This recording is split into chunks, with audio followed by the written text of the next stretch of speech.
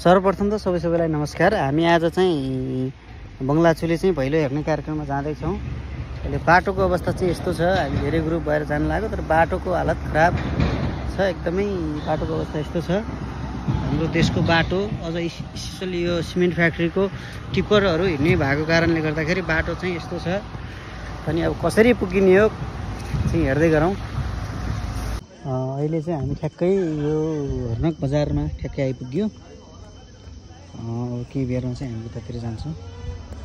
अनि यो हाम्रो हर्नक बजार धेरै नै चिसो रहेछ, तर पानी हाम्रो घरतिर पानी धेरै परे पनि यतातिर चाहिँ खासै पानी परेर देख्दैन।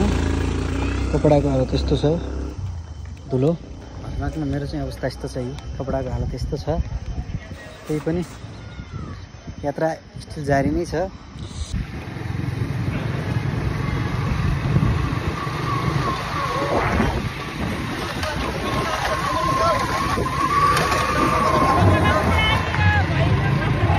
हामी अहिले बङ्गलाचुले आइपुगेका छौँ।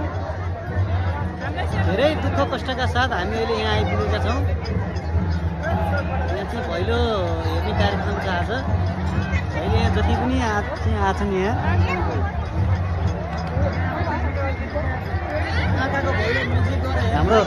हाम्रो भन्दै अलवेज ह्यान्डसम दाजु क्याप निकाल्नु बस।